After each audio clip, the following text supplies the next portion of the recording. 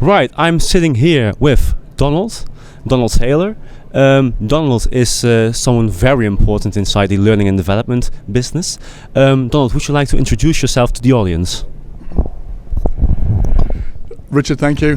So my name's Donald Taylor, Donald H. Taylor, always in print. I'm the chairman of the Learning Technologies Conference in London since 2000. I do writing and research. I chaired the Learning and Performance Institute in the UK from 2010 till 2021. I was on the board before that. I also help startups move from a position of having an idea through to being profitable and being a viable entity. But the most important thing probably for your audience, Richard, is that I've spent my whole life, quite deliberately, in technology and learning and development, starting work in 1981 as a computer programmer, going through to everything through the launch of the web, through to the movement and the launch of e-learning, through to where we are now, which is a very different world. We're looking at something like 40 years of work, and I'm hoping that I might be able to give something useful, without being too much of a boring old guy, might give something useful to people who are thinking about what they're doing next in learning and development. Right, so you talked about what you've done up to this point, which is very interesting to, I think, the students back home. Could you elaborate on where you think the e-learning or the learning and development branch is heading next, in your opinion? Okay, firstly, all predictions are cheap. So I don't know if this is true. But of course I believe it sincerely, because this is based on my experience and I spend a lot of time thinking about where we're going. And it's my job as a conference organiser and as a researcher to have some idea about this. We can't view learning and development as something separate from work, as perhaps we once could. Once life, work, was predictable enough. It's okay, no, it's okay, it's okay. And that interruption shows just how unpredictable life is these days. So we've gone from a world where life is predictable to where it's very unpredictable. To where in the old days we had technology, physical assets, what we call plant, so buildings, materials, which were in one place, to where essentially we're in a world where the greatest asset that organisations have is not the things they have, but the people and the ideas they have. Which means that learning and development is increasingly important and is part of the core value of an organisation, not something on the side that you do every once in a while to train people. That's a big shift that's taken place over 40 years. In that world, learning and development has a bigger role to play. It's much more than simply about designing and delivering courses. It's about understanding the business, how the business fits into its environment, how that environment is changing, and how the skills and the knowledge of the people in the organisation add to the strategic value of the organisation and the practicalities of making that real. So it's no good just talking about it in vague terms. We really have to be able to make it happen as well. And that means learning and development doesn't sit in the basement or in a building off to one side, and so often physically that's the case, traditionally. It means it has to be physically and, more importantly, intellectually in the heart of the organisation. It's a hugely exciting time. I mean, I'm going to be 60 next year. If I was going into learning and development now, I would be so excited because it's such a great place to be. That's all I'm saying. I need to keep asking. Yeah, well, I've got a question. You're talking about how learning and development has become a core part of business and of, well, basically everything that's going on right now.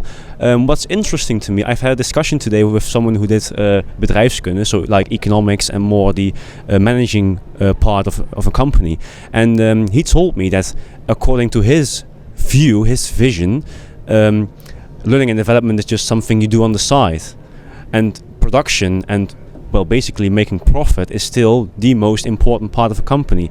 And well, what you're trying to, well, I'm going into a question, but what is your view on people who are still thinking in this way, like learning and development is just something we do on the side, it's an extra? hey, he's quite right that production and operation is where the business is at. How do you do that if your people can't do it? That's the question. So it's not as if the business exists for learning and development, but it is the case that the business does not exist without learning and development. In 1993, I was delivering Excel 3 courses. It just seems like a lifetime ago, in a factory in London. And it was a traditional factory. It had one gate. It said in over the gate. Material went in. Another gate which said out. Stuff came out of that gate. In the building, in the factory, there were 3 buildings. There was the headquarters, which was very clean and nice, and that's where all the white-collar work took place. There was another building over here which was manufacturing. That was a bit dirty, but that's where all the work got done. And right over on the other side of the car park was where training happened, in an old room that nobody used for anything else.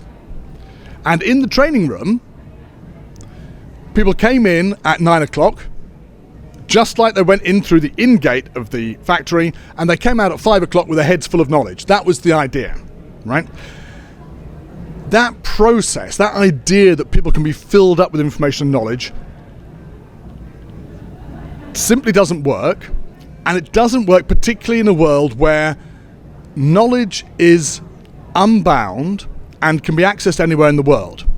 So if we're in competition, as we are in Europe with China and Africa and South America, then skilled people can be doing jobs in those places that could be taking place in Europe. What's the difference? The difference is that we have to be better at doing our work, learn faster, learn better than the other people, or else the jobs go. Other things have to exist as well, the organizational structure, the methodologies and so on. But unless the people are there, able to do the work, everything else fails. So the training can't be something that happens as an event outside the building. It has to be inside the building, has to be core to what's happening.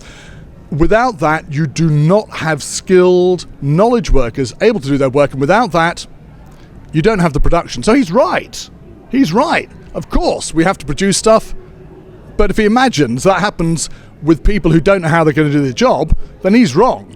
There has to be a regular, constant upskilling of people, not necessarily with training, but by a whole range of methods that enable people always to be the best in the world at what they do, because that's what we're at now. We're in a world marketplace for skills and knowledge.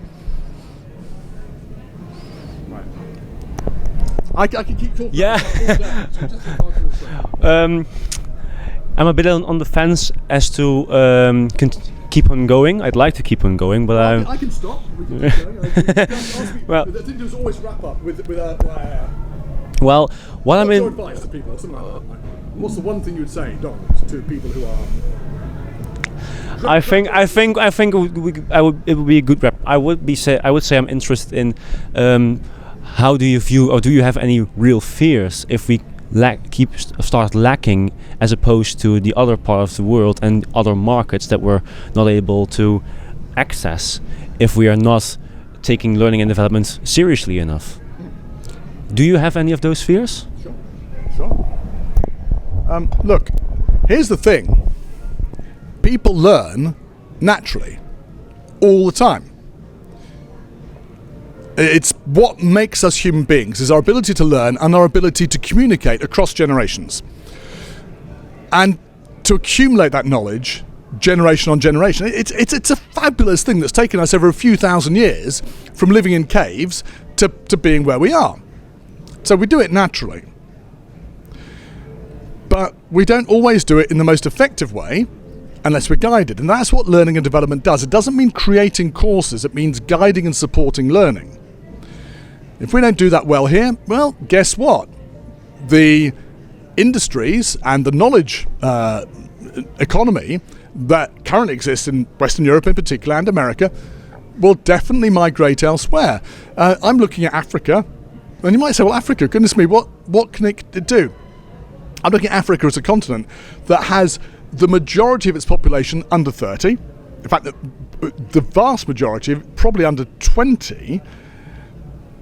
you're looking at a place like Lagos, which is an explosive centre of IT and extraordinary ideas, chaotic and mad, but that's where many of the best ideas come from. You're looking at Sao Paulo in Brazil, of course, China. These are not places where people are sitting back and being complacent. They're places where, quite rightly, exciting things are happening. Well, if we don't share the excitement, if we don't learn effectively and change things and move forward, hey, those will be the dominant forces of the 21st century, and they will deserve to be. So we need to keep learning. So what you're saying is we need to keep up with our own progress we're making and keep making progress. Okay. Well, I think I will wrap up this interview. Thank you very much, Donald, for your time. Well, yeah. Anything you want to add? Oh, yeah. Listen, I am super impressed with Han. I think it does a great program, and you guys are the future. That's all I want to say. Keep doing what you're doing. It's a great job.